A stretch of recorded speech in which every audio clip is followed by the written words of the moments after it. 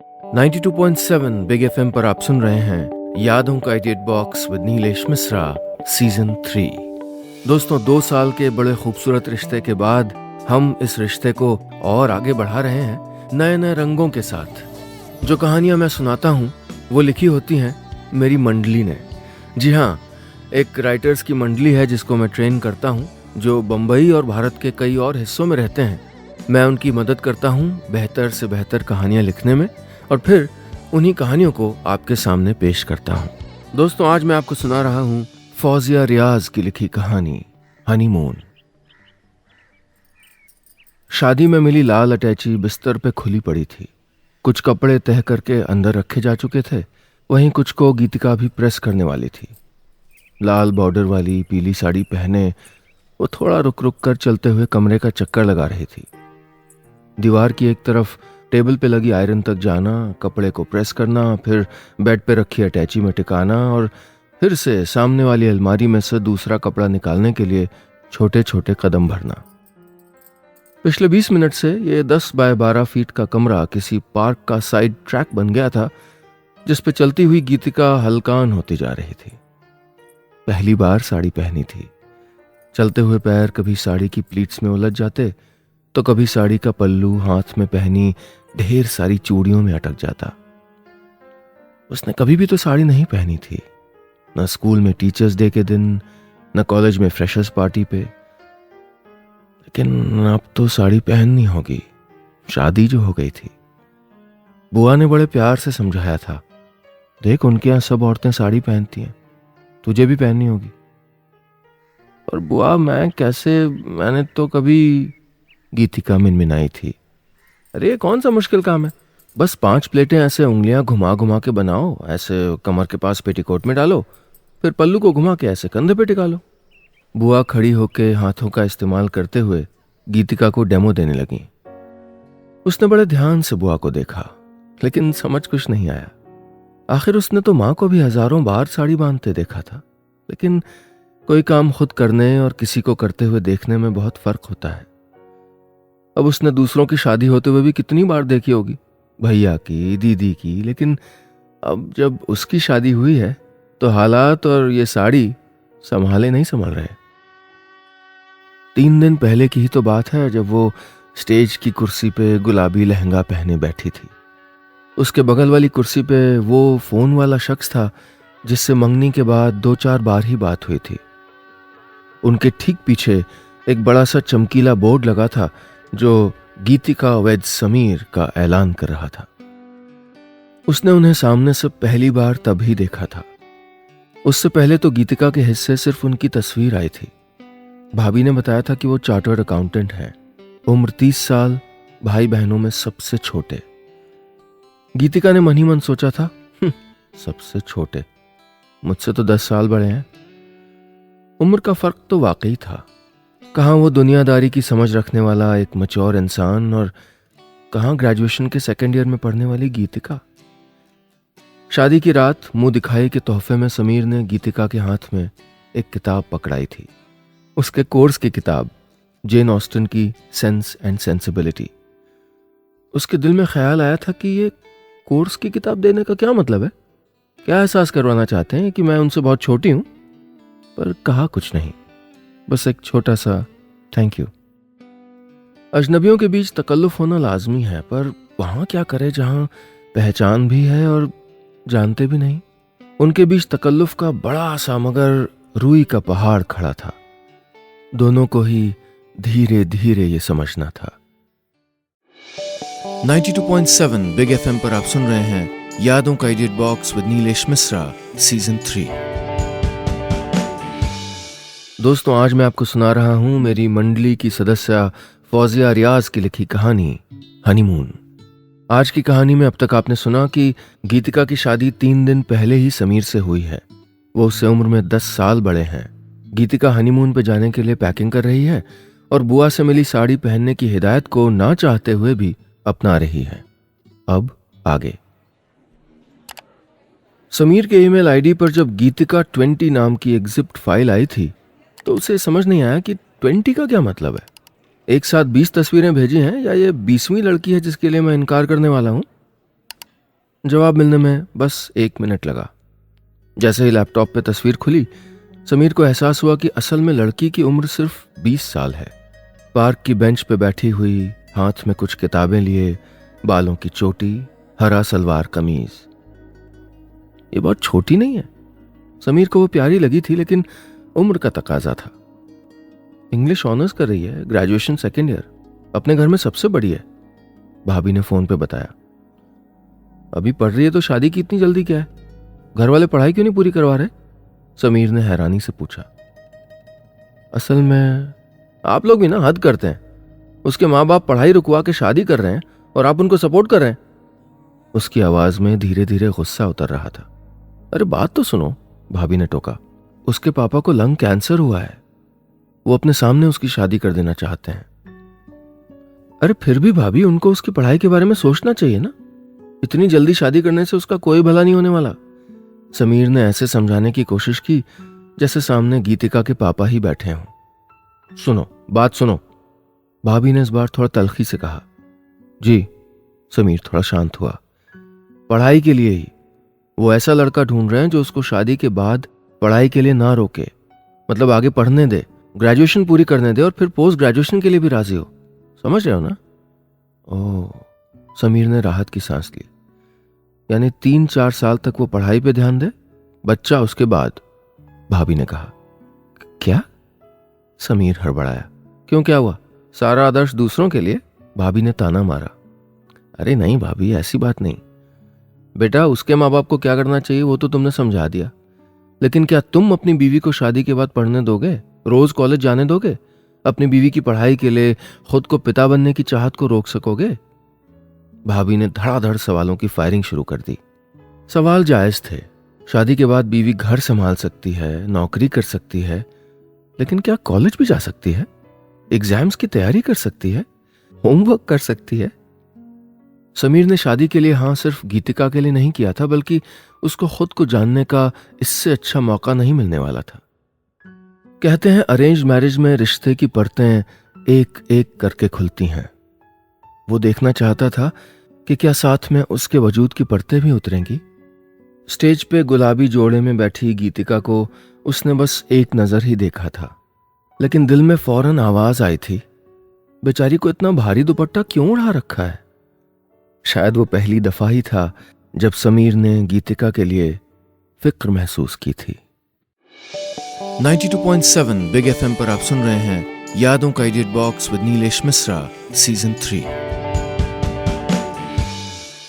दोस्तों, आज मैं आपको सुना रहा हूं अपनी मंडली की सदस्य फौजिया रियाज की लिखी कहानी हनीमून। आज की कहानी में अब तक आपने सुना, गीतिका की शादी समीर से हुई है जो उम्र में उससे 10 साल बड़े हैं। समीर याद कर रहा है कि किस तरह उसने पहले शादी से इनकार कर दिया था, लेकिन बाद में यह सुन के मान गया था कि गीतिका के पिता बीमार हैं और वो शादी ऐसी जगह करना चाहते हैं जहां गीतिका को शादी के बाद पढ़ाई जारी रखने की इजाजत हो। अब आगे। ट्रेन में बर्थ पे बैठी गीतिका समीर को बड़े ध्यान से सामान सेट करते देख रही थी। ब्लू टाइट जीन्स और उस पर डार्क ग्रीन फिटिंग की टी शर्ट। ये हमेशा ऐसे ही कपड़े पहनते हैं क्या? कुछ डिसेंट नहीं पहन सकते? गीतिका ने समीर को पैकिंग के वक्त भी भड़कीली टी शर्ट्स और जीन्स रखते हुए देखा था। वो उनके कपड़ों की चॉइस को लेकर थोड़ा सख्ते में आ गई थी।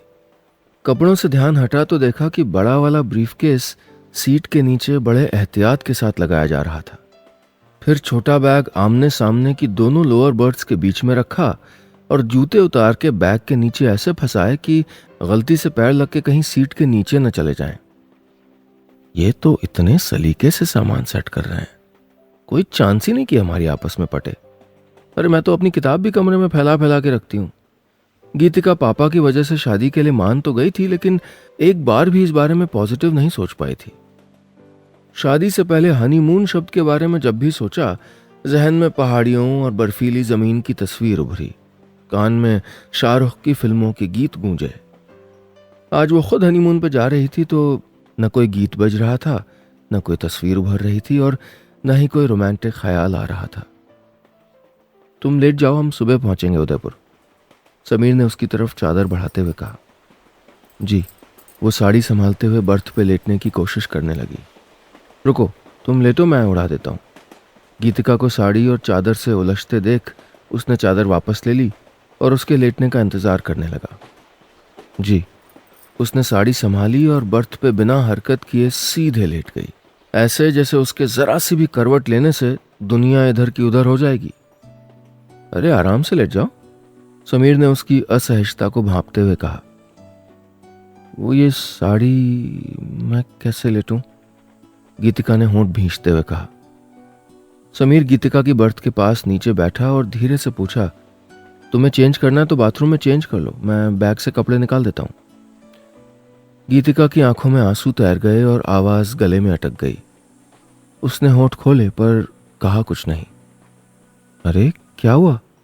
उसकी इस हरकत पे समीर एकदम से परेशान होने लगा। आमतौर पर सार्वजनिक जगहों पर बेहद रख रखाव के साथ रहने वाले उस इंसान को अभी होश ही नहीं था कि वो सफेद चादर हाथ में लिए ट्रेन की फर्श पे बैठा है। बोलो ना, क्या हुआ? उसने फिर से पूछा। गीतिका की बेहद धीमी और आंसुओं से लड़ती आवाज ने समीर के चेहरे पे मुस्कान बिखेर दी। मेरे पास एक भी कंफर्टेबल ड्रेस नहीं है, सिर्फ साड़ियां हैं।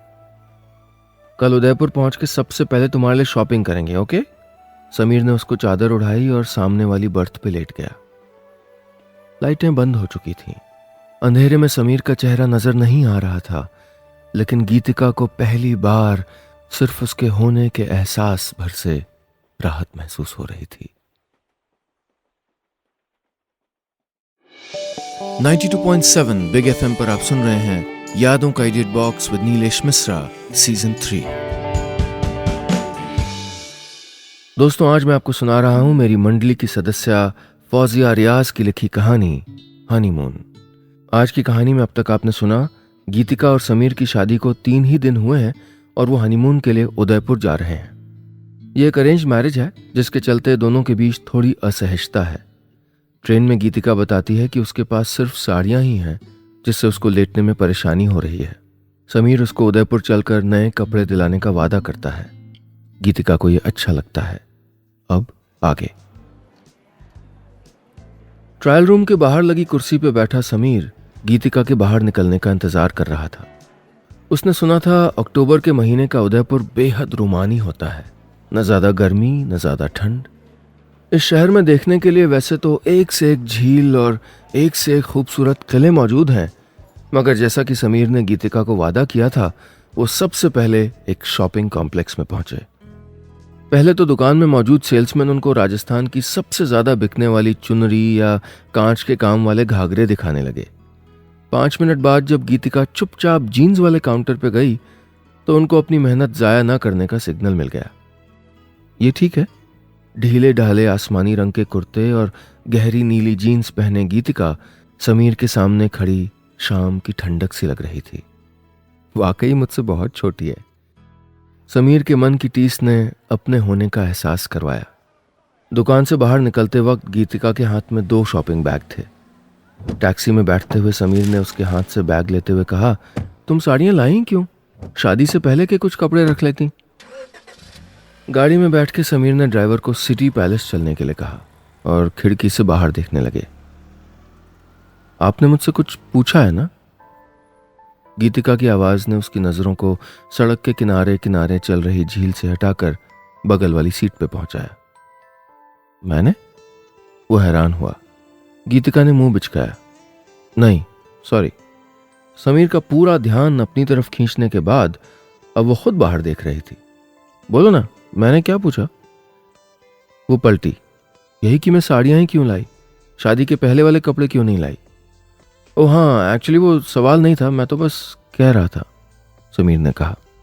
ओह, तो असल में आपको जवाब जानने में कोई दिलचस्पी नहीं है, बस ऐसे ही कहा था। हा? गीतिका ने थोड़ा सख्ती से कहा। इससे पहले कि समीर कुछ कहता, ड्राइवर ने गाड़ी रोक दी। सर, यह है सिटी पैलेस, आप लोग घूम के आइए, मैं यहीं वेट करता हूँ। दोनों गाड़ी से निकले, कुछ कदम चले और सामने कुछ ऊंचाई पे मौजूद आलीशान महल ने जैसे उनके होश खुद में जब्त कर लिए। समीर ने बाद में बात करने की ठानी और गीतिका को लेके अंदर की तरफ बढ़ा। पता है, ये महल 1559 में महाराणा उदय सिंह ने बनवाना शुरू किया था। ये असल में सिर्फ एक महल नहीं है, बल्कि एक पैलेस कॉम्प्लेक्स है। और पता है क्या, इस महल को भले ही राजपूतों ने बनवाया, लेकिन इसका आर्किटेक्चर मुगल और राजस्थानी स्टाइल का फ्यूजन है ना कमाल की बात। समीर बेहद एक्साइटेड होके उसको सीढ़ियां चढ़ते हुए बता रहा था। आपको इतना कैसे पता? गीतिका ने गर्दन ऊपर करके मासूमियत से पूछा।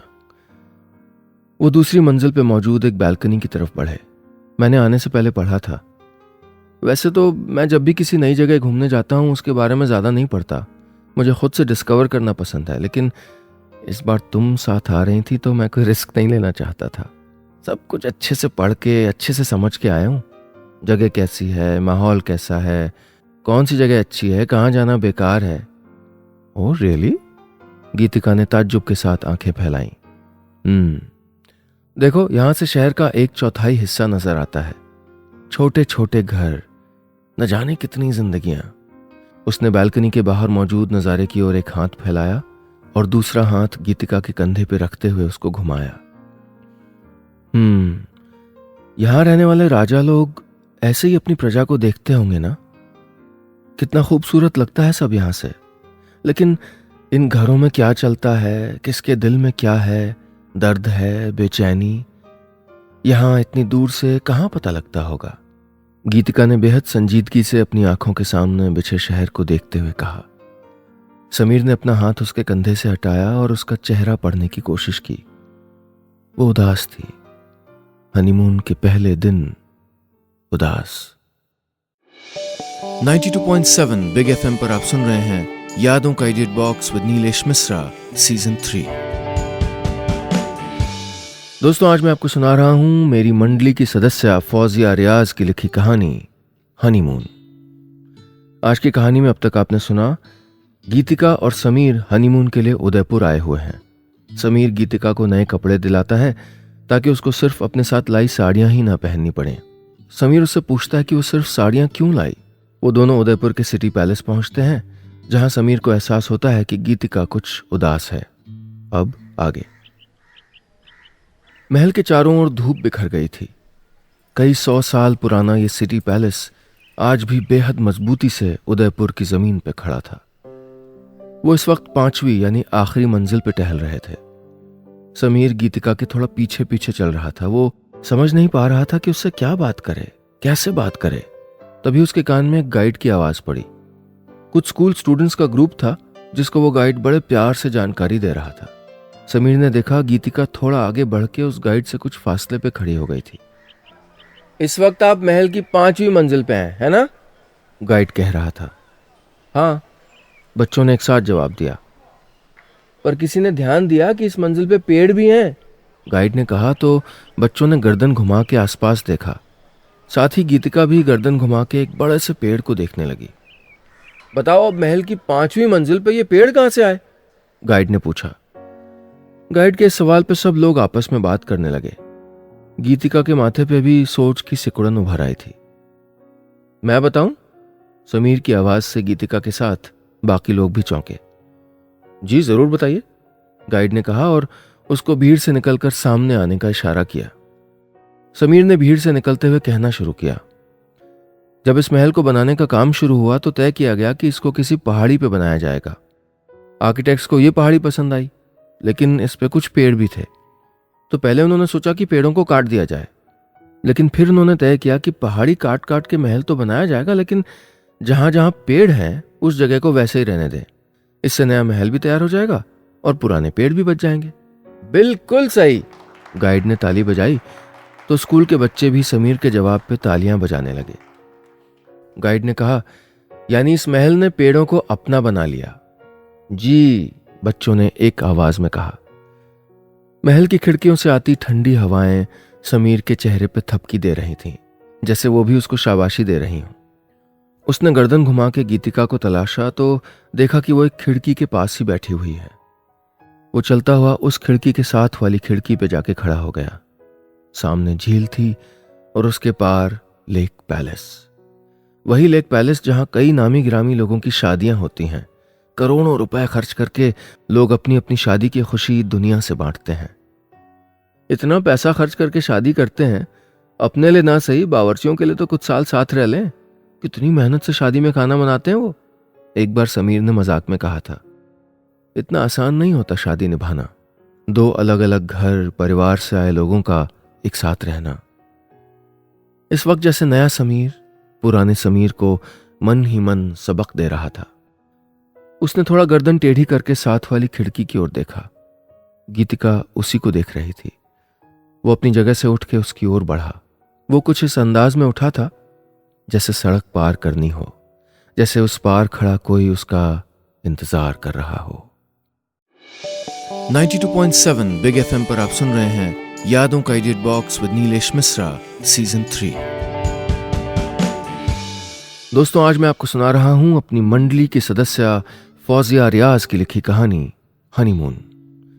आज की कहानी में अब तक आपने सुना समीर और गीतिका हनीमून पे उदयपुर आए हैं। वो सिटी पैलेस में घूम रहे हैं। दोनों के बीच कुछ दूरी सी है जिसको समीर लांघना चाहता है। आखिरकार थोड़ा सोच समझ के वो गीतिका की तरफ बढ़ने का फैसला करता है। अब आगे। सर, ये सहेलियों की बाड़ी है, आप लोग घूम के आइए, मैं वेट करता हूं, ड्राइवर ने कहा तो समीर और गीतिका गाड़ी से बाहर निकले। सिटी पैलेस से यहां तक रास्ते भर दोनों ने एक दूसरे से कोई बात नहीं की थी। वो एक पैसेज से होते हुए पार्क में दाखिल हो रहे थे कि तभी किनारे पे लगे फुहारों में से पानी बरसने लगा। तुम शादी से पहले वाले कपड़े साथ क्यों नहीं लाई? समीर ने साथ साथ चलते हुए पूछा। आप ये अब क्यों पूछ रहे हैं? गीतिका ने सवाल के बदले सवाल किया। क्योंकि यहां सुकून है, उसने सामने मौजूद सफेद हाथी की बड़ी बड़ी मूर्तियों को देखते हुए कहा। क्योंकि बुआ ने कहा था कि शादी के बाद सिर्फ साड़ी पहननी है, आपके यहां सब साड़ी पहनते हैं, गीतिका ने बिना किसी लाग लपेट के कहा। सब तो नहीं पहनते, देखो मैं साड़ी कहां पहनता हूं, वो मुस्कुराया। गीतिका ने उसका चेहरा देखा और खुद भी मुस्कुरा दी। लेकिन आप जो पहनते हैं साड़ियां उससे अच्छी होती हैं, उसने फिर से सीधी सपाट बात समीर के सामने रख दी। क्यों, इसमें क्या बुराई है? समीर ने गर्दन झुका के अपनी जगह जगह से फटी जीन्स और लाल टी शर्ट को देखते हुए कहा और फिर खुद ही हंस दिया। उसकी शय पाके गीतिका जोर से खिलखिलाने लगी। समीर ने नजर भर के उसको देखा और फिर आसपास। बाग में बहार तो अब आई थी। सच में आपको ये कपड़े अच्छे लगते हैं? गीतिका ने हंसी रोकते हुए कहा। नहीं, जैसे तुमको तुम्हारी बुआ ने साड़ी पहनने को कहा, वैसे मुझको मेरे दोस्त ने ये सब पहनने के लिए कहा ताकि मैं उम्र में तुमसे बहुत ज्यादा बड़ा ना लगूं। कहते हुए समीर ने जेब से फोन निकाला और उसको अपनी पुरानी तस्वीरें दिखाने लगा। ये हुआ ना डिसेंट? उसने बेतकल्लुफी से फोन अपने हाथ में ले लिया और तस्वीरें देखते हुए एग्जिट के साइन बोर्ड की तरफ बढ़ने लगी। सुनो, तुम आराम से कॉलेज जाना, पढ़ना, असाइनमेंट्स करना, बल्कि मैं तुम्हारी मदद भी कर दिया करूंगा। तुम बहुत अच्छे नंबर लाना, ठीक है? समीर उसके पीछे पीछे चलते हुए बोल रहा था। अच्छा, मुंह दिखाई में मुझको टेक्स्ट बुक इसीलिए दी थी कि मैं अच्छे नंबर लाऊं? कोई अंगूठी या पेंडेंट नहीं दे सकते थे? दोनों साथ साथ चलते हुए सहेलियों की बाड़ी के बाहर आ गए थे। और वो तो इसलिए ताकि तुम समझ सको कि मैं तुम्हारी पढ़ाई को सपोर्ट करूंगा, बस सिंबॉलिक था, समीर ने झिड़कते हुए कहा जैसे उसका निशाना चूक गया हो। ओह, इसलिए मैंने सोचा मैं आपको पसंद नहीं हूं, गीतिका ने कहा और उसको फोन लौटाने के लिए हाथ आगे बढ़ाया। तुम मुझे बहुत पसंद हो, समीर ने फोन लेते हुए उसकी उंगलियों को छूने की नाकाम कोशिश की।